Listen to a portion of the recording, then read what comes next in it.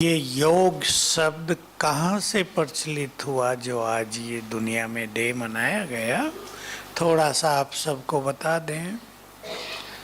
अब से यानी द्वापर के शुरू में महर्षि पतंजलि ने राजयोग के बारे में ग्रंथ लिखा, योग दर्शन। उस योग को 8 भागों में बांटा। आखिर था निर्संकल्प समाधि। उसमें परमात्मा से कनेक्शन और आत्माभिमानी होना ये सब बातें नहीं हैं, केवल मन को पूरी तरह शांत कर देना तो शरीर हमारा तंदुरुस्त रहे। उसके लिए योग आसन, योगासन भी नाम नहीं था, आसन, प्राणायाम। उससे पहले 2 नियम और थे जिसमें 5 धारणाएं हैं, 10 टोटल धारणाएं। चोरी न करना, झूठ न बोलना, निंदा न करना, ब्रह्मचर्य का पालन करना, शारीरिक शुद्धि रखना, ये सब, ताकि मन एकाग्र हो जाए। तो ये आसन शरीर को चुस्त दुरुस्त रखने के लिए थे। चलते थे भारत में थोड़े थोड़े, रामदेव जी ने इनको बढ़ावा दे दिया, बीमारियां ठीक होने लगी तो ये बात अब सारी दुनिया में फैल गई। राजयोग की परिभाषा आप सब जानते हैं। योग अभ्यास और राजयोग एक ऐसा विषय है, मैं देखता हूं लोगों को साक्षी होके 25 साल से ज्ञान में चल रहे हैं, फिर भी पूछ रहे हैं योग कैसे लगाएं। मैं कहता हूं रोज मुरली में नहीं सुनते, सुनते तो हैं पर पता नहीं चलता योग लगाएं कैसे। ये बात मैंने आपको इसलिए बताई कि योग ऐसी सूक्ष्म विद्या है, जब तक हम उसका अनुभव नहीं करेंगे वो समझ में नहीं आएगी। एक लाइन की विद्या भी है, कौन सी आती है मुरलियों में, बोलो ना सहज बात, क्या है राजयोग? अपने को, अब बोलो,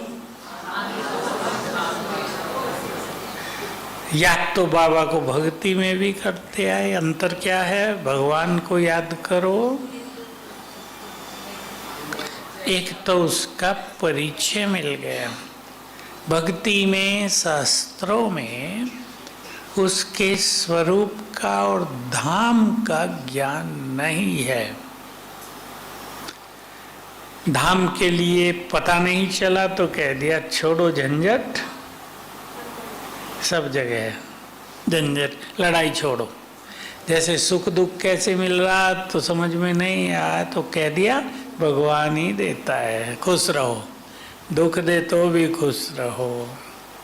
ये मान्यताएं ऐसी बन गई। हालांकि शास्त्रों में भी ये बात है कि वो ज्योति स्वरूप है, बहुत सूक्ष्म है, पर अगर ज्योति स्वरूप है तो कहीं तो होगा। जिसका रूप है उसका धाम भी होगा। धाम का पता नहीं था तो रूप भी गायब हो गया। रूप का ज्ञान न होने से हम उससे जुड़ नहीं सके, इसलिए शक्तियां नहीं मिली, इसलिए कोई पावन नहीं बना। ये बात मैंने आपको प्रारंभिक बताई जो आप दुनिया वालों को बता सकते हैं। नहीं तो हम में से भी सब कह देते हैं भाई आत्मा समझ, भगवान को याद करो, वो कहेंगे हम तो करते हैं, क्या है इसमें। ये भगवान की याद फरियाद नहीं, उससे जुड़ जाना है। दूसरी परिभाषा योग की जो मुरली ध्यान से सुनते हैं उनको ख्याल में आ जाएगा, राजयोग अर्थात मेरा कुछ भी नहीं। ये साकार मुरलियों से है। अब यहाँ तो मेरा मेरा ही है। योग नहीं लगता उसका कारण मेरा मेरा ही है। जिसने इस मेरेपन को समझ लिया और जीत लिया वो महान योगी बन सकते हैं। अध्यात्म में, इस रूहानियत के मार्ग में मैं और मेरा दो चीजों को पहचानना और उनसे पार निकल जाना, ये बहुत सुंदर स्थिति है। तभी साक्षी भाव आएगा, तभी योगी जीवन बनेगा, नहीं तो नहीं तो पूछते ही रहेंगे सदा। व्यर्थ संकल्प बहुत चलते हैं, योग लगता नहीं, कैसे लगाएं। अब आज मैं आपके सामने बड़ी बातें नहीं, छोटी बातें करूंगा।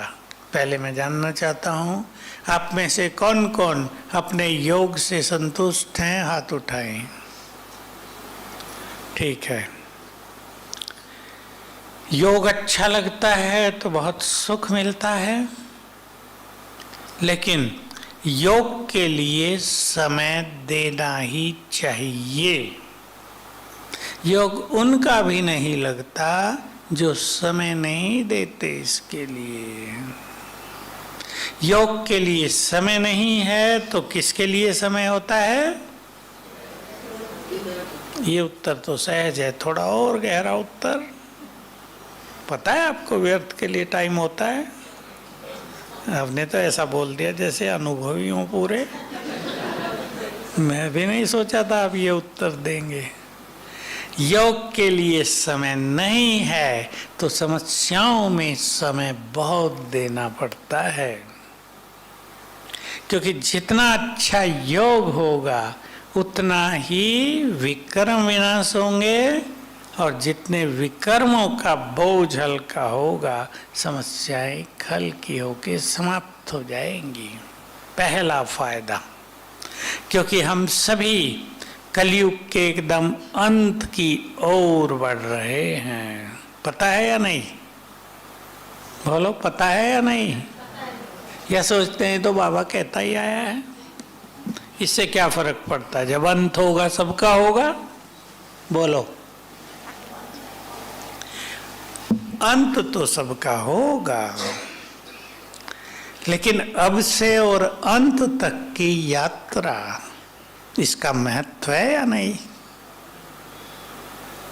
अंत कैसा हो वो एक अलग इम्पोर्टेंट विषय है, कि बाबा की ही याद रहे, वो सबसे भारी काम। मैं इसको ये नहीं कहता सब सहज है, हो जाएगा। अति कठिन काम अंत में एक बाबा की याद रहे। वो सब याद आते हैं अंत में जहां मन या बुद्धि उलझी है, आसक्तियां हैं, ऑटोमेटिक होता है वो, उसके लिए कुछ करना नहीं पड़ता। और अगर अभ्यास नहीं है तो उन यादों को हटाया नहीं जा सकता, वो इतने फोर्स से आएंगे, उसमें ही आत्मा उलझ के रह जाती है। तो अंत, अब से और अंत तक की यात्रा सुख भरी हो, विचार करना। हम अपनी अब से और अंत तक की यात्रा को कैसा बनाना चाहते हैं? जरा गुह्य सब्जेक्ट है। आप में से बहुत अच्छा जो चिंतन करते हैं या बहुत अच्छा पुरुषार्थ करते हैं, उन्हें इस पर काम करना है। हम अब से, आज के दिन से और जब तक देह छूटे, जीवन की यात्रा कैसे जीना चाहते हैं, चिंतन करना।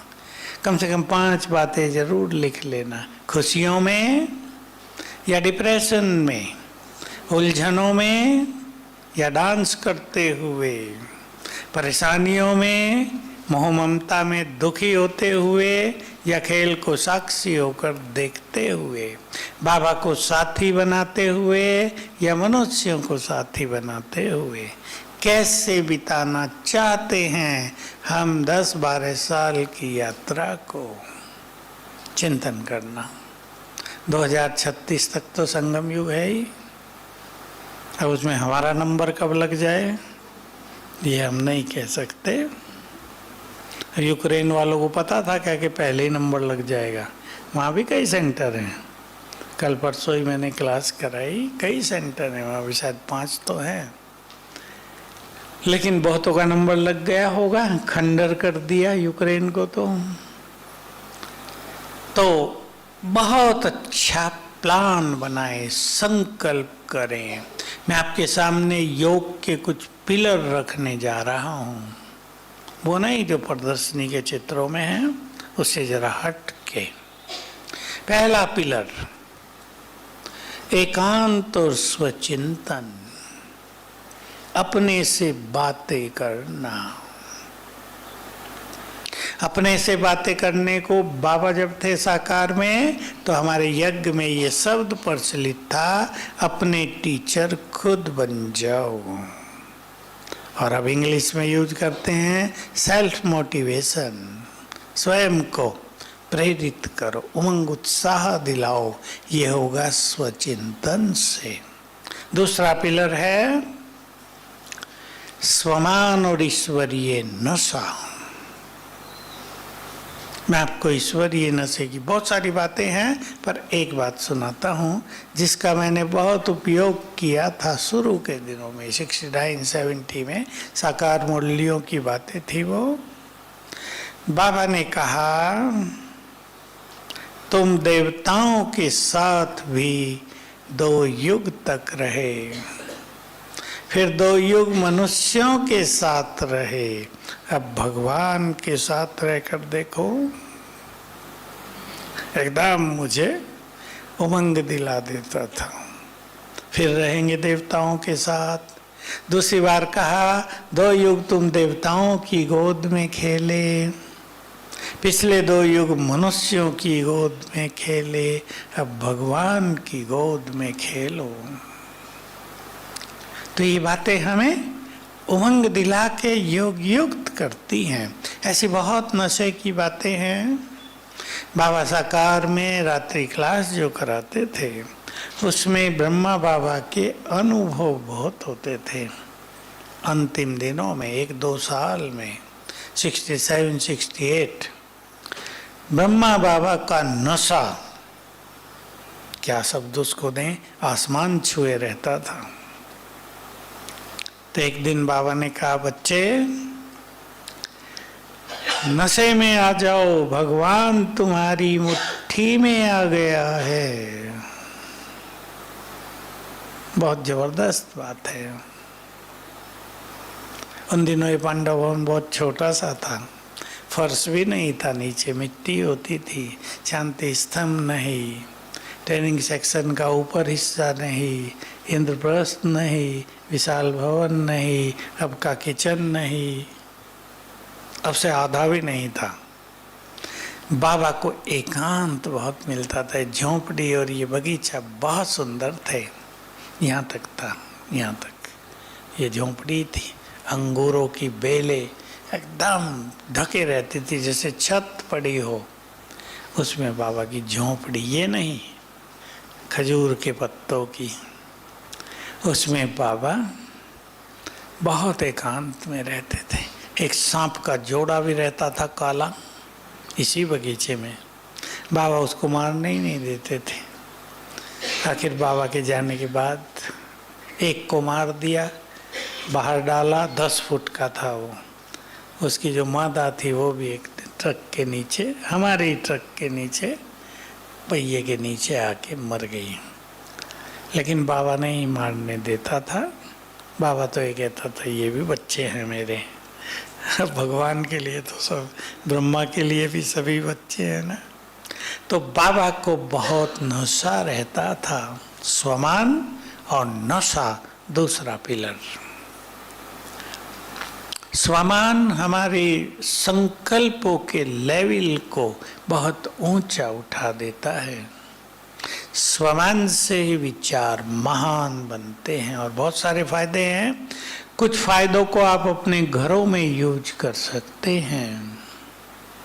2 बातें सुना देता हूँ, ध्यान से सुन लेंगे, यूज करेंगे।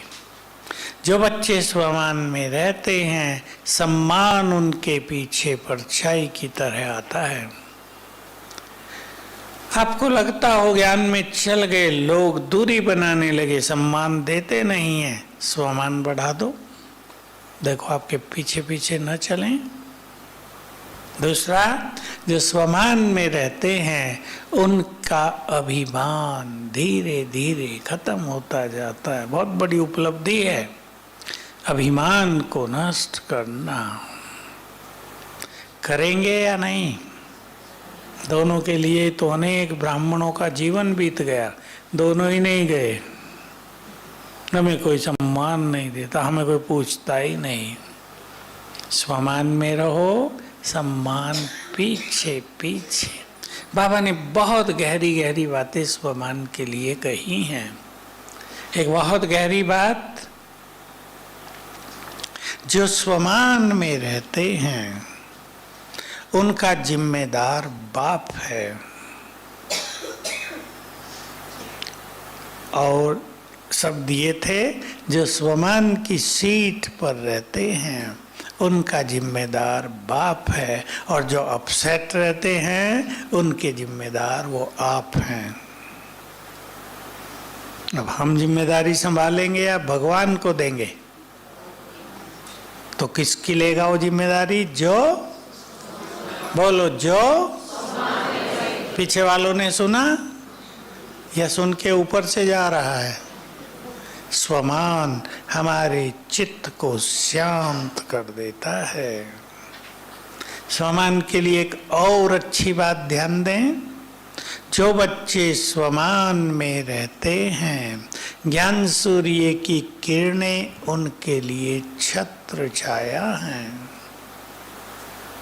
देखो, ऐसे अभ्यास कर लेंगे, मेरे साथ साथ करना। मैं मास्टर सर्वशक्तिवान हूँ। करो संकल्प सभी, नहीं मन में, मन में। मैं मास्टर सर्वशक्तिवान हूँ, शिव शक्ति हूँ। सर्वशक्तिवान की किरणें ऊपर से मुझ पर आकर मेरे सिर के ऊपर छत्र छाया बना रही हैं।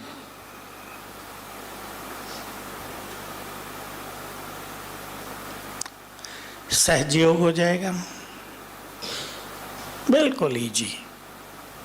जिनका योग नहीं लगता, मैं 2 पिलर पर और आ रहा हूं, जिनका योग नहीं लगता, एक ही कारण होता है, मन बहुत भटकता है। मैं छोटी सी विधि बता रहा हूं, 3 दिन करके देख लेना। संकल्प कर लो, मुझे आज, घर जाके करना, मुझे आज सारा दिन 100 बार याद करना है, मैं आत्मा हूँ, ये मेरा शरीर है। इतना ही बस, ज़्यादा कुछ नहीं। 3 दिन कर लेना अभ्यास। बोर हो जाएं तो दूसरे दिन ले लेना कोई स्वमान, उसको 100 बार याद कर लेना सारे दिन में। प्लानिंग इस तरह करेंगे, हर घंटे में 8-10 बार करेंगे। थोड़ा मिस भी हो जाएगा तो 8-10 बार करने से 100 बार हो जाएगा। देखो शाम तक चित्त कितना शांत होता है, व्यर्थ समाप्त हो जाता है। स्वमान के बहुत बड़े बड़े फायदे हैं, ध्यान दें उस पर। मैंने बहुत माताओं से अभ्यास कराया, एक जिन्होंने कर लिया उनको क्या हो गया सुनो। मैं इस घर की इष्ट देवी हूँ, अपने घर की। अभ्यास किया, घर मंदिर बन गया। जो ज्ञान में नहीं आते वो भी सम्मान देने लगे, ज्ञान में भी आने लगे। कर सकती हैं बहनें, कर सकती हैं। इसको 100 बार करने की जरूरत नहीं, पहले 10 बार करो, फिर 5 बार। जब आपको अच्छा अभ्यास हो जाए 2-3 बार बस, क्योंकि जो अभ्यास हम बार बार करते हैं वही हमारी स्थिति बन जाती है। छोटा सा सिद्धांत याद रखेंगे, बाबा ने बहुत बार सिखाया, जैसी स्मृति वैसी स्थिति। जो ये कहते हैं हमारी स्थिति नहीं बन रही, वो कुछ स्मृतियां चुन लें। स्मृति स्वरूप होना ही योग युक्त होना है। मैंने ये सब बातें बाबा की महावाक्यों से नोट की बहुत पहले 74 की एक मुरली में कहा बाबा ने, तब ये हॉल बन चुका था, 74 में बना था। स्वमान में स्थित होना ही संपूर्ण बनना है। देखिए, स्वमान का अभ्यास करना, फिर वैसी स्थिति बनती जाएगी, संपूर्णता आती जाएगी। तीसरा पिलर, पहला पिलर कौन सा था? एकांत और स्वचिंतन। दूसरा स्वमान और ईश्वरीय नशा। तीसरा व्यर्थ संकल्पों से मुक्ति। और सुंदर शब्द प्योरिटी। प्योरिटी और व्यर्थ संकल्पों से मुक्ति। यदि किसी ब्राह्मण की प्योरिटी बहुत अच्छी है लेकिन व्यर्थ संकल्प बहुत हैं, ईर्षा द्वेष पर चिंतन बहुत है, उसका योग भी नहीं लगेगा। तीसरी ये धारणा। और चौथी, बहुत अच्छा अभ्यास, प्रैक्टिस प्रैक्टिस प्रैक्टिस। इसलिए सभी को यहाँ से जाकर अपने योग युक्त जीवन बनाने के लिए कुछ समय निकालना है। देखो, बहुतों को क्या होता है, बहुतों को माना 99% को, यहाँ आनंद ही आनंद। वैसे भी जहाँ हम बैठे हैं इस टाइम, ये संसार का सबसे श्रेष्ठ स्थान है। यहाँ के वाइब्रेशंस जैसे संसार में कहीं नहीं है। दूसरा नंबर ज्ञान सरोवर के। तो घर जाते हैं, फिर वही दुनिया, फिर वही बच्चों की समस्या, फिर वही काम धंधों में उलझन, सब छूट जाता है। छूटे नहीं, क्या करेंगे? यहां से प्लान बना कर जाओ, जाकर ये करेंगे। प्लान ऐसा बनाना जो किया जा सके, ऐसा ना बना देना जो 2 ही दिन चले। यहाँ का उमंग प्लान सुंदर बनवा देता। अब घर जाके 2 बजे उठा करेंगे, बहुत सोलिए हैं, बस फिर 2 ही दिन उठते हैं, तीसरे दिन फिर 6 बजे, फिर निराश होते हैं। बहुत प्रैक्टिकल चीज़ों की प्लानिंग करनी चाहिए। करेंगे? अपने को परिवर्तित करते भी चलना है। ये नहीं योग तो बहुत कर रहे हैं, लेकिन जब संपर्क में आते हैं लोगों के तो बोल के द्वारा तीर चलाने लगते हैं। बहुतों के पास तीर हैं, धनुष बाण। उससे मजा नहीं आएगा जीवन में, क्योंकि हमें सबकी दुआएं, सबकी शुभ भावनाएं भी बहुत चाहती हैं। तो जीवन परिवर्तन पे भी ध्यान देना है। बहुत लोगों को देखा गया, लंबे समय से योग करते हैं, प्रैक्टिकल में, फील्ड में आते गुस्सा करने लगते हैं। लोग कहते हैं अच्छे ध्यानी बन गए, वो सोचते हैं ना ध्यान लगाते हैं, ये गुस्सा तो गया नहीं। तो सच्चा ज्ञानी वही, अब मैं योग की बात नहीं कर रहा हूँ, सच्चा ज्ञानी वही जो अपने चित्त को निर्मल, शीतल, शांत कर दे, जिसके अंदर संकल्पों के तूफान बहुत चलते हैं, उभरते जाएंगे। बहुत अटेंशन देने की बात है, बढ़ते ही जाएंगे। अभी कंट्रोल करने का समय है, अपनी जीवन रूपी गाड़ी को पटरियों पे सेट करने का समय है। नहीं तो जो मैं देख रहा हूँ, लोग आते हैं, समस्याओं का अंबार लगता जा रहा है। बहुतों को आप में से अनुभव हो गया होगा, बच्चों की शादी की, घर आ गए हैं, मैरिज फेल्योर बहुत ज़्यादा, और वो समस्या बहुत बड़ी रहती है।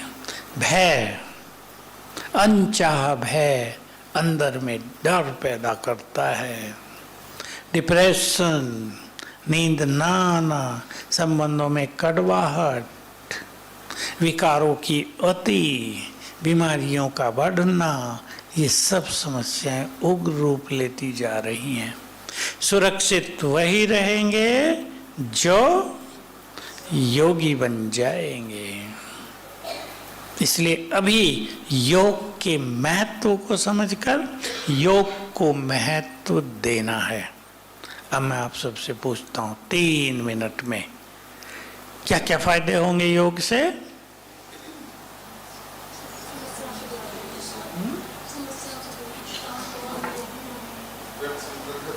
बहुत अच्छा, और बोलो।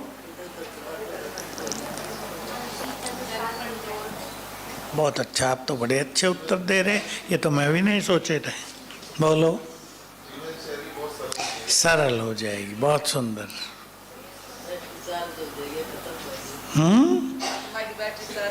वाह, आत्मा की बैटरी चार्ज हो जाएगी। चार्जर है ये, वो भी खराब हो गया है। बहुत अच्छा, पीछे वाले उत्तर दे दो, कुछ सुन ही रहे हैं केवल। व्यर्थ समाप्त, खुशी बहुत रहेगी, जीवन भी सरल हो जाएगा और खुशी बहुत रहेगी। कल मैंने एक बात कही थी, कल आप सबको तो देर हो गई थी, लेकिन पीछे पीछे लोग आए, फिर तो मैं वो बात भूल गया। हम लोग को अपना जीवन सहज बनाना है और एक चीज याद रखनी है, हमारे इस जीवन की यात्रा में हमारा साथी बन गया स्वयं भगवान। इसलिए जीवन को सहज बनाना है। वो केवल साथी नहीं बना, बल दे रहा है, गाइडेंस दे रहा है, ये करो ये करो। उसका बल लेकर अगर गाइडेंस पे चलते रहेंगे तो जीवन की यात्रा सहज हो जाएगी। सोमान, अरे बहुत सारे लिखे हुए। YouTube पे आप गहरा चिंतन, गहरी बातें क्लिक करना। 28 आधा घंटे की क्लास है, संपूर्ण पुरुषार्थ की। अमृत वेला 3 क्लास, प्योरिटी 3 क्लास, स्वमान पे 3 क्लास, दैवी गुणों पे, कर्म योग 3 क्लास हैं। उससे आपको संपूर्ण माल मसाला मिल जाएगा, क्योंकि हर एक की जो समस्याएं होती है अमृत वेले की, अभी वो यहाँ तो डिस्कस नहीं किया जा सकता। हाँ हाँ, ठीक है, मैं नोट नहीं कराऊंगा, अनुभव करा देता हूँ। नोट तो करते रहना, यहाँ भी लिस्ट है लंबी चौड़ी, लगी है या नहीं मुझे पता नहीं, अभी पहले तो लगी हुई थी बहुत सारे स्वमान। तो हम सभी योग के फायदों को ध्यान रखेंगे, बीमारियों में भी बहुत बल मिलेगा, मनोबल बहुत बढ़ जाएगा, जिसकी बहुत जरूरत है संसार में। हम अपनी शक्तियों को पहचानते जाएंगे, शक्तियों को पहचानेंगे। कईयों को होता है छोटी छोटी बातों में दुखी परेशान, योग अच्छा होगा तो हर बड़ी बात भी छोटी लगने लगेगी। बहुतों को अनुभव होगा इन चीज़ों का, जरूर बाबा अपने बच्चों को अच्छे अच्छे अनुभव कराते हैं, संबंध स्वीट होते जाएंगे। लक्ष्य भी बना लें, हमें अपने संबंधों को स्वीट बनाना है, कुछ चीज़ों को स्वीकार करना ही पड़ता है, तब जीवन सरल होगा हमारा। अगर हम स्वीकार नहीं करेंगे, मन में क्या चलेगा, ये क्यों हो गया, ऐसा क्यों कर दिया उसने। जैसे मैंने कहा, आजकल मैरिजेज में, शादियों की समस्याएं बहुत उग्र रूप लेती जा रही हैं। आज ही मैं सवेरे घूम रहा था, ठंडी हवा थी बहुत, बाहर सड़क पे एक भाई आ गया, बेचारे ने अपनी समस्या सुनाई, यही शादियों की। अभी 3 ही मास हुए हैं, अलग हो गए। अब कितनी बड़ी समस्या होती है, परिवार वालों को जानते हैं ना सब, समाज की ओर से भी। और लड़की कहा फौरन डिप्रेशन में आ गई है। बहुत बड़ी समस्या हो जाती है। फिर योग अच्छा होगा, परिस्थितियां नहीं आएंगी। सब नोट कर लो। बीमारियां भी बहुत कम होंगी। सरलता पे बाबा की अच्छी अच्छी बातें आती हैं। कल सवेरे की मुरली में भी था, संडे की मुरली में भी था। सरल चित्त होंगे तो समस्याएं भी सरल हो जाएंगी। संबंध संपर्क में भी सरलता आ जाएगी। बीमारियां भी सरल तो संस्कार भी सरल। ये बात मैंने 71 में नोट की थी बाबा की मुरलियों से। मुझे ऐसा लगा था बाबा ने मुझे ही सिखाया है। 5 बातें कही थी सरलता की। तो सरल जीवन बनाने से बहुत सुख मिला जीवन में। जो कुछ हो रहा है उसे भी स्वीकार, जो नहीं हो रहा है उसे भी स्वीकार, जो हो गया उसे भी स्वीकार। नहीं तो बहुतों को पास्ट बहुत परेशान करता है। तो एक माता मिली अभी, बहुत साहूकार घर की। 6 साल पहले पति की शरीर छूटा बीमारी में। उसको लगता है मेरी किसी लापरवाही से पति गया। अब वो अपने को माफ ही नहीं कर पा रही। उसी के बाद आई ज्ञान में। तो मेरे से मिली अभी मैं पूना की तरफ था, अभी की बात है। उसके कारण उसे खुशी नहीं, उसका योग नहीं लग रहा, अपने को माफ नहीं कर पा रही। मैंने उसे बहुत लाइट किया। मृत्यु क्या है, इस पे भगवान का भी वश नहीं है। ये कर्मों के अनुसार है खेल बना हुआ। बहुत हल्की हुई वो, नहीं तो एक ही बात से दुखी थी, मेरी गलती से मैंने पति खो दिया। बहुत बूढ़ा नहीं था, 50 साल का ही। तो इन सब चीजों को भी स्वीकार करके अपने जीवन की आगे की राहों को सुखद बनाना चाहिए। भूलो पास्ट को। पास्ट खराब न होता तो भगवान के पास थोड़ा ही आते। ठीक बात है या नहीं? अब तो बाबा के पास वही आ रहे हैं जिनको परेशानियां बहुत हैं, दुखी हो रहे हैं, शांति ढूंढ रहे, झंडा देख के आ जाते हैं। यहाँ भी कुछ है लगता है। बहुत लोग झंडा देख के आए, लाल लाइट देख के आए, कोई बोर्ड देख के आए, राजयोग मेडिटेशन कुछ है यहाँ, चलो शांति मिलेगी, तनाव दूर होगा। आ गए बाबा के पास। तो हमें योग अभ्यास के फायदे देखते हुए अपने को बहुत उमंग दिलानी है। जो प्लानिंग की बात मैं कह रहा था, आप एक छोटी सी प्लानिंग कर लेना, बिल्कुल छोटी है, लेकिन थोड़ी सी मेहनत तो होती है हर चीज में। क्योंकि योग जो है वो कभी कभी मनुष्य को उसमें बोरियत भी होने लगती है। आज एक ने कहा, सिंधी परिवार मिलने आए, मैंने कुछ विघ्न थे जीवन पे, आजकल विघ्नों की भी तो कमी नहीं है। तो मैंने कहा है कि विघ्न विनाशक भट्टी करो, विधि बताई। कहा आपकी सुन के मैं कई बार शुरू की, कभी तो 20 दिन हो के मिस हो जाती है, फिर शुरू करती हूँ, फिर 15 दिन हो के मिस हो जाती है। मैंने कहा क्या, कि मैंने सवेरे 5 से 6 का टाइम रखा था कि भाई 5 से 6 तो न मेहमान आएंगे ना और कुछ होगा, सब सोए रहेंगे, मेरा टाइम मिस नहीं होगा। लेकिन क्या हुआ, 5 बजते मन में आलस आ गया, छोड़ो ना क्या करेंगे। बाहरी आलस नहीं, जगे हुए थे, मन में आलस, बोरियत होती है, ये छूट गया। कहा फिर जब 6 बज गए फिर मैं पछताने लगी, एक ही तो दिन था, तुमने मिस कर दिया सारा। तो 4 बार मैं तो कहूँगा आप सब करें और समस्त ब्राह्मण परिवार करे। टीचर बहनें कराएंगी तो बहुत अच्छा होगा। 10-10, 12-12 मिनट 4 बार योग बैठ के। कर्म योग तो है ही, बैठ के उसकी प्लानिंग जरूरी है। एक बार आप सवेरे के टाइम ही कर लो, 6 बजे से पहले 6:30 तक। सेंटर में जाते हो तो वहाँ जाके कर लो, प्लान बना लो, 15 मिनट पहले जाना है और अच्छा योग लगेगा।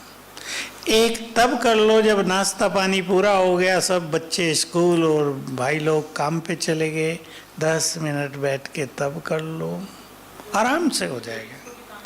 हाँ, वो भी अपना प्लानिंग कर लें, भाइयों को भी काम पे जाना है, अपनी अपनी टाइमिंग सेट कर लें। और अगर लक्ष्य होगा तो ये काम कठिन नहीं होगा। ऐसे इवनिंग टाइम काम से आए 10 मिनट बैठ जाओ, फ्रेश हो जाएंगे। लेकिन कमेंट्री से करो या लक्ष्य लेकर करो। लक्ष्य मैं बता रहा हूं क्या लक्ष्य, एक बार सोने से पहले कर लो या अपने टाइमिंग खुद बना लो। लक्ष्य इसे कहते हैं, हर 10 मिनट बैठ रहे हैं, संकल्प कर लिया 10 मिनट में मुझे 3 बार 500 रुपयों का अभ्यास करना है। तो मन को जो एक टारगेट मिला ना, लक्ष्य मिला, तो मन ज़्यादा भटकेगा नहीं, थोड़ा थोड़ा भटकेगा, फिर कंट्रोल हो जाएगा। दूसरे 10 मिनट में आप अभ्यास कर लो, मैं ग्लोब के ऊपर हूँ, बाबा की किरणें लेकर संसार में फैला रहे हैं। रिपीट करते रहो, संकल्प को अभ्यास करते रहो। तीसरी बार फिर बैठो, एक बहुत सुंदर ड्रिल जो हमारे योग को सरल कर देती है। मैं आत्मा हूँ, 10 सेकंड अपने को देखो, संकल्प के साथ। याद रखना, अंडरलाइन कर लो इस बात को, हमें स्वरूप देखना है लेकिन संकल्प के साथ। मैं आत्मा शांत स्वरूप हूँ, शांति किरणें फैल रही हैं। 10 सेकंड हो जाएंगे। फिर बाबा को विजुअलाइज करो, बाबा को देखो 10 सेकंड, शांति के सागर। 10 सेकंड उस पे स्थिर हो जाओ। फिर आत्मा को 10 सेकंड, फिर शिव बाबा को 10 सेकंड। ये लक्ष्य ले लो, मुझे 10 मिनट में 10, 12, 15 बार कर देना है। फिर धीरे धीरे प्रैक्टिस होगी, फिर 10 बार, फिर 5 बार में ही अच्छा अनुभव हो जाएगा। इसको कहते हैं लक्ष्य लेकर योग करना। एक बहुत सुंदर योग की विधि है, मैं फरिश्ता हूँ और फरिश्ते रूप से ऐसा अनुभव करना कि अलग अलग जगह जाकर सकाश देनी है। बड़ा मजा आएगा आपको योग में। 10 मिनट का शाम का टाइम निकाल लो। मैं फरिश्ता हूँ, संकल्प करो, पवित्रता का फरिश्ता हूँ, बाबा की पवित्र किरणें पड़ रही हैं। 1-2 मिनट अभ्यास करके फिर मैं फरिश्ता पहुँच गया। अब दिल्ली में आप हैं, दिल्ली के अलग अलग कॉलोनीज के ऊपर अंदाज से, अब मैं इस कॉलोनी के ऊपर आकाश में हूँ, गोल्डन किरणें नीचे वालों पर पड़ रही हैं। 1-1 मिनट से शुरू करना, आराम से हो जाएगा। ऐसे अभ्यास बढ़ाने हैं। मैं अपने घर की इष्ट देवी हूँ, मैंने बताया आपको, जरा अभ्यास कर लेना। पहले केवल हमें रिपीट करना होता है, फिर धीरे धीरे उसका नशा चढ़ जाता है, फिर उसकी स्थिति बनने लगती है। लेकिन इम्पोर्टेंट चीज है स्वीकार करना।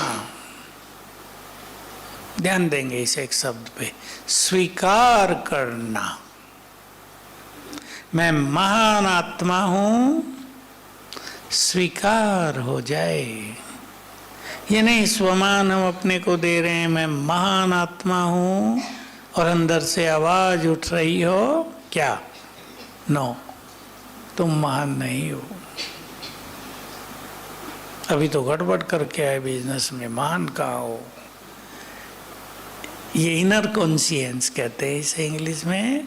वो रिजेक्ट करती है बातों को, लेकिन उसको एक्सेप्ट कराना है, स्वीकार कराना है, मैं महान हूँ।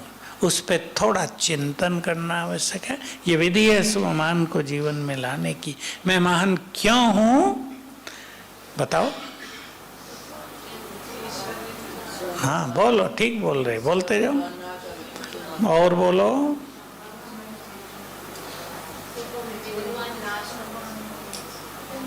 इस जीवन में भगवान मिला उसने हमें चुनकर अपना बनाया, उसने हमें श्रेष्ठ भाग्य दे दिया, वो हमारा जीवन साथी बन गया, हमें संपूर्ण सत्य ज्ञान मिल गया। ज्ञान मिलना कोई छोटी बात है क्या? सत्य ज्ञान मिलते ही तृप्ति हो जाती है। मैं कल संत सम्मेलन था, उसमें थोड़ा प्रोग्राम था, मैंने उन्हें कहा जब वेद पढ़ते हैं लोग, शास्त्र पढ़ते हैं, उससे पहले कहते हैं तमसो माँ अस्तो माँ। अच्छा, और जब पढ़ के पूरा कर लेते हैं फिर यही गाते हैं, तो पढ़ने से अंधकार दूर तो नहीं हुआ ना, तम हटा तो नहीं, असत्य गया तो नहीं। हम गाते हैं क्या, हे प्रभु अंधकार से प्रकाश की ओर ले चलो? कोई गाता है बाबा का बच्चा? संपूर्ण सत्य ज्ञान मिल गया। पर समस्या ये हो गई, मैं उसे समस्या कह रहा हूँ, समस्या है नहीं, कि बहुत बड़ा ज्ञान सस्ते में मिल गया, भगवान भी फ्री में घर बैठे मिल गया। अब आप भारत में 6 दर्शन हैं, 6 फिलोसॉफी ऑफ इंडिया प्रसिद्ध है, जिनको सहज भाषा में 6 शास्त्र भी कहते हैं। उनमें हर एक ऋषि ने, एक एक ऋषि ने अलग अलग लिखा है, आत्मा का चिंतन चर्चा की है। और 6 के 6 शास्त्र पढ़ के भी किसी की ये समझ में नहीं आता मैं कौन हूँ। अभ्यास तो छोड़ो, अभ्यास तो कोई न सीखता न सिखाता कि आत्माभिमानी होने की प्रैक्टिस कैसे करो, या आत्मा के ये गुण जो 7 हैं इनके अभ्यास कैसे करो। 7 गुण तो वहाँ वर्णित ही नहीं है। बाबा ने आते ही पहली लाइन बोल दी, बच्चे तुम आत्मा हो, ये तुम्हारा शरीर है।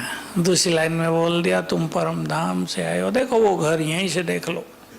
हो गया काम। किसी शास्त्र वेद में इसकी कोई चर्चा नहीं कि आत्मा कहाँ से आई है।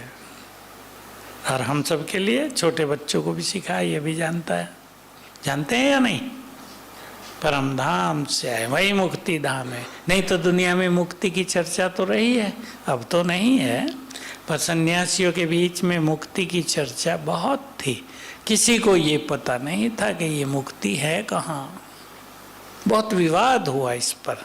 एक महामंडलेश्वर की बात सुनाता हूँ आपको। मैं उनसे पूछा, महाराज लक्ष्य क्या है? मुक्ति पाना। थोड़े बता रहा हूँ। कहाँ जाओगे मुक्त होकर? भगवान के पास जाकर उसके समीप रहेंगे। बड़ी अच्छी बात है आपकी तो, पर आप फिर थोड़ा मैं रुक के उसकी महिमा करके फिर उससे पूछा, आप तो मानते हो ना भगवान सभी जगह है? हाँ, सब जगह, तेरे में, मेरे में, इसमें, उसमें। तो मैंने कहा आप तो भगवान के पास रहते ही हो ना, उसे छोड़ के कहाँ जाओगे? अब वो सन, अब क्या उत्तर दूं? ठीक बात है ना, सीधा सा सर्वव्यापी का। जब हम तब छोटे थे, बड़े तर्क करते थे ऐसे सन्यासियों के साथ खास। तो कितना सहज ज्ञान दिया। इस ज्ञान को स्मरण में लाओ। मैं चिंतन नहीं बोल रहा हूँ, स्मरण में लाओ। स्मृति कहाँ से आए थे? बाबा एक दिन साकार मुरली में कह रहे थे, जब सोने जाओ, बेड पे लेट जाओ, तो संकल्प करना, जैसा ये शरीर है मुझे, ऐसे मैंने कितने शरीर लिए छोड़े हैं।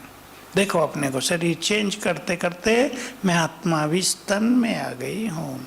मैंने 5000 साल की यात्रा पूरी की, अब घर चलना है। बाबा ने कहा ये अभ्यास करते करते सो जाओ, रात को साक्षात्कार हो सकता है तुम्हें। साकार मुरली के महावाक्य हैं। हम सब सीखते रहें इन सब से, और जो अभ्यास बाबा सिखाता है उसको करते चलें। युग बदल गया है, समय, कल्चर सब बदल गई है। बाबा जब थे और उसके 20-30 साल तक ये फ़ोन आदि तो 15-20 साल से ही आए हैं ना, 20 साल भी नहीं हुए होंगे। ये जियो और ये तो सब 10 साल की देर है ना, जिसने संसार को नर्क बना दिया है। पता है आपको? युवकों का तो हाल ही बिगाड़ दिया है। नहीं तो बाबा सिखाते थे सोने से पहले आधा घंटा अच्छा योग अभ्यास करके सो। उसका जीवन पर गहरा इफेक्ट होता था। इन चीज़ों पे ध्यान देना। आप घर घर में टीवी आप नहीं भी देखेंगे, बच्चे जोर से चलाएंगे, सब अपने अपने लैपटॉप पे लगे हुए क्या क्या देख रहे हैं पता नहीं। आप कहेंगे मेरा बच्चा बहुत मेहनत करता है, रात रात पढ़ रहा है, पर वो कुछ और कर रहा होता है। उससे जीवन बिगड़ता है, ये व्यसन बन गया है। हम बचेंगे, कई बड़े भी इसमें उलझ जाते हैं। एक की कहानी सुना दूं। एक परिवार आता है यहाँ, उनके घर में गीता पाठशाला, लड़का कुमार हैं, 2 लड़के। एक आया था, उसने कहा है अलग से मुझे कहा, मैंने उसके पापा से पूछा आपके चेहरे पे थोड़ी उलझन टेंशन सी नजर आ रही है। कहा नहीं ठीक है सब। वो चला गया तो लड़के ने कहा बहुत मोबाइल पे रहते हैं, सोते उठते ही क्या क्या माल आया स्टेटस पे देखना शुरू कर देते हैं। फिर मैंने उसको थोड़ा सा बुला के समझाया, अब बड़े हो गए, 60 साल का है, अभी ये सब छोड़ के ज्ञान योग पे ध्यान। अभी फिर मिलने आया, 20 दिन में 2 बार आ गए परिवार। अब देखा मैंने चेहरा चमक रहा उसका, मैंने कहा छोड़ दिया? हाँ छोड़ दिया, सब दिन में करते हैं, सोने से पहले सवेरे नहीं। जीवन बदल गया। नहीं तो कहाँ बाबा के सुंदर विचार और कहाँ ये मोबाइल के गंदे विचार और टू मच इंफॉर्मेशंस क्या कर रही हैं? कॉजिंग कंफ्यूजन, स्पॉइलिंग कैरेक्टर, न जाने क्या क्या कर रही हैं। इसलिए अच्छी लगन लगाकर कुछ पाना है, आने वाला समय भारी है, भूलना नहीं है। कई लोग मुझे कहते हैं तुम डराते बहुत हो। मैं डराता नहीं, तैयारी कराता हूँ।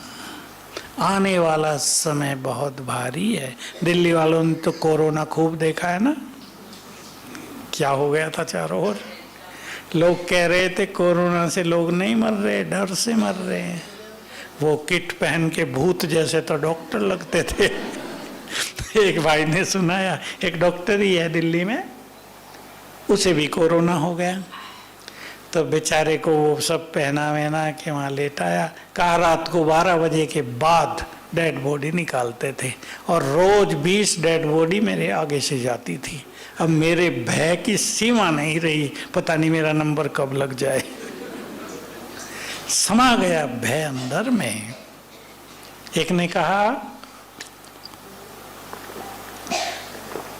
उसके युगल ने तो नौकरी छुड़वाई उसकी, किट पहने हुए, एसी चलाना मना। कहा पसीनों से पैर यहाँ तक पानी से भर जाते थे, सांस लेना मुश्किल। पत्नी ने देखा बुरा हाल हो रहा, कहा छोड़ो इस नौकरी को, हमारे पास है खाने पीने का, बाद में देखेंगे, छुड़वा दिया। तो इससे भी भयानक चीजें सामने आ रही हैं। आप दोनों संप्रदायों के बढ़ते हुए टेंशन को तो नोट कर रहे होंगे ना। बीज पड़ रहे हैं पावरफुल, इसको कोई रोक नहीं पाएगा।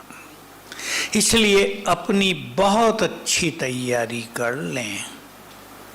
3-4 बातें कह रहा हूँ बस लास्ट, फिर हम थोड़ा योग करेंगे। 15 मिनट मैं भी आपके साथ हूँगा, फिर 15 मिनट आप खुद करना।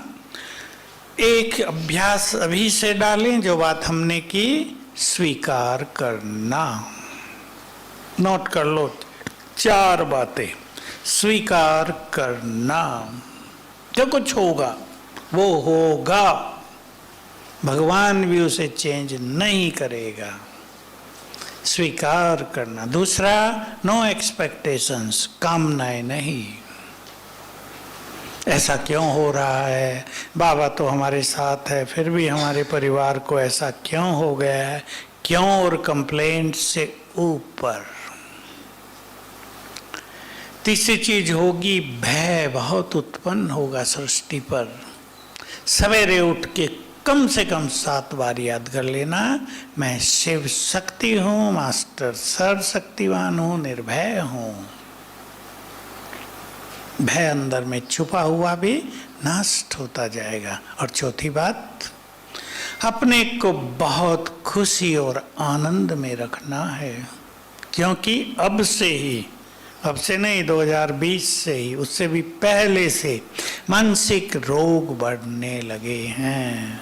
और मुझे तो ऐसा लग रहा है अगली जो मारामारी आएगी ना सृष्टि पर, संसार की आधी पॉपुलेशन मानसिक रोगों का शिकार हो जाएगी। भयभीत तो बहुत हो जाएंगे, डिप्रेशन हो जाएगा, रात को नींद नहीं आएगी। मेरे पास आज ही एक परिवार आया, बड़ी दया आई मुझे उनको देख के। साहूकार परिवार गुजरात से, दोनों भाई, उनकी दोनों युगले ज्ञान में, लेकिन दोनों भाइयों को नींद नहीं आती। और एक का कारण यही था कि लड़की घर आ गई है, उसके कारण नींद नहीं आती है। छोटी आयु लड़की की, एक छोटा बच्चा। तो मैं उन्हें देख रहा था, भय बढ़ता जा रहा है कहा अंदर। मैंने उनको कई विधि बताई, एक्सेप्ट करना भी सिखाया। चौथी चीज करेंगे, बहुत खुशी अपने अंदर रखना। घर में आप खुशी का माहौल बनाना सीख लें। और इसकी सहज विधि है बड़ी बात को छोटा करना। कईयों में आदत होती है छोटी बात को तूफान बना देना, उससे बचेंगे। जितना जल्दी बातों को खत्म करके शांत करें अपने घर को, वही समझदार है, बुद्धिमान है। आप कहेंगे हमारी कोई सुनता नहीं, सुनेंगे अगर आप स्वमान में रहें। मैं इस देवी हूँ, शिव शक्ति हूँ। अभी हम अभ्यास करेंगे स्वमान का, आप उसी तरह रोज किया करना, आपकी बात सुनी जाएगी। और एक होमवर्क सब करना, चाहे आप ऑनलाइन मुरली सुनते हैं, जाना तो सेंटर में चाहिए, पर थोड़ी प्रथा सी बन गई है, घर में ही मुरली आ रही है। आज कोई सुना रहे थे वहाँ ज्ञान सरोवर में, भट्टी का हैंड था। अब तक तो हम सवेरे नहाते धोते मुरली सुन लेते हैं, थोड़ी सुनी थोड़ी मिस हुई। बर्तन साफ करते मुरली सुन लेते हैं, हालांकि अच्छी बात है, कोई खराब बात नहीं है, पर एक बार सेंटर पे जाके जरूर सुनना। और उसमें खुशी और नशे की जो बातें आती हैं उन्हें अलग नोट करो। एक घिच-पिच लाइनों में नहीं लिखना, छोटी डायरी ले जाओ, यहाँ तारों वाली, तारों से बाइंडिंग होती है ना, 6 इंच वाली, 4 इंच वाली, एक एक 2-2 पॉइंट एक एक पेज पर लिखो। वो आपका अपना खजाना, उसे पढ़ते रहो। जैसे बाबा कहते हैं, बच्चे तुम्हें अपार खुशी होनी चाहिए किसके सामने बैठे हो। उस टाइम अनुभव भी करें और नोट भी करें। तुम्हें अपार खुशी होनी चाहिए स्वयं भगवान तुम्हारे घर में मेहमान बनकर आया है। तुम्हें बहुत नशा होना चाहिए, बाबा हमारे लिए हथेली पर स्वर्ग लाया। आती है ना बातें, नोट करो, बीच बीच में पढ़ते रहो, तो खुशी और नशा कायम रहेगा और नेगेटिव चीजें आप ही भाग जाएंगी। एक लास्ट बात और कह रहा हूं, अपने घर को, अपने घर के वातावरण को पावरफुल बनाने के लिए सबको करना है ये छोटा सा अभ्यास। मैं मास्टर ज्ञान सूर्य हूँ। इस अभ्यास में बैठो, मेरे अंग अंग से किरणें निकलकर पूरे घर में फैल रही हैं। 1 मिनट 2-4 बार कर लो, जब भी मौका मिले, बहुत अच्छा अनुभव होगा।